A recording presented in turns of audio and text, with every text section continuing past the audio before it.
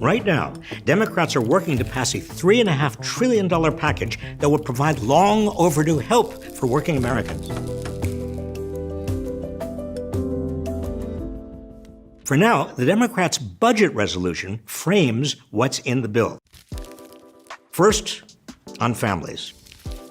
The bill would make permanent key benefits for working families, including the expanded child tax credit in the pandemic relief plan that now sends families up to $300 per child each month, but is set to expire in December.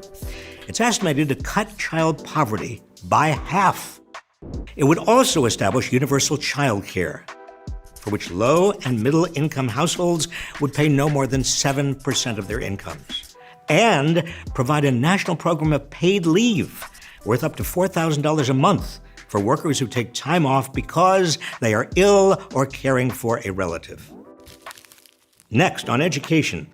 The bill would reduce educational inequality by establishing universal pre-K for all 3- and 4-year-olds, benefiting an estimated 5 million children, and providing tuition-free community college, essentially expanding free public education from 12 years, as it is now, to 16 years. It will also invest in historically black colleges and universities, and increase the maximum amount of Pell Grants for students from lower-income families. On health care, the bill expands Medicare to include dental, vision, and hearing benefits, and lowers the eligibility age. It also expands Medicaid to cover people living in the 12 states that have not yet expanded Medicaid, and makes critical investments to improve health care for people of color. The big question is how far it will go to reduce prescription drug prices by, for example, allowing Medicare to negotiate prices with pharmaceutical companies. That could reduce Medicare and Medicaid spending and free up more money for other parts of the bill, but Big Pharma is dead set against this. And in another step toward fairness, all of these are to be financed by higher taxes on the rich and big corporations.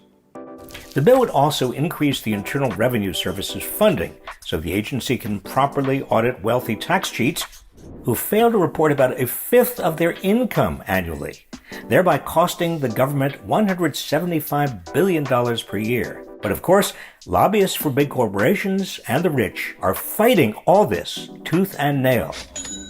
In addition, the bill tackles the climate crisis, which also especially burdens lower-income Americans. There are a range of solutions, subsidizing the use of solar, wind, nuclear, and other forms of clean energy, while financially penalizing the use of dirty energy like coal, helping families pay for electric cars and energy-efficient homes. The bill might also include something known as a carbon border adjustment tax, a tax on imports whose production was carbon-intensive, like many from China. The bill would also establish a civilian climate corps and invest in communities that bear the brunt of the climate crisis. And the bill helps American workers. It will hopefully contain much of the Protecting the Right to Organize Act, the toughest labor law reform in a generation.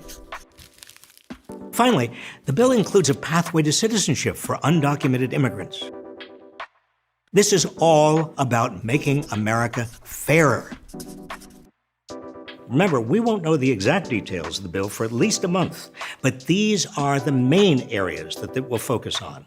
The big challenge will be ensuring Senate Democrats remain united to get it passed. All of us will need to fight like hell. Don't listen to spending hawks who claim it's too expensive or too radical. For far too long, our government has ignored the needs of everyday Americans, catering instead to the demands of corporations and the super rich. No more. It's time to get this landmark bill passed and build a fairer America.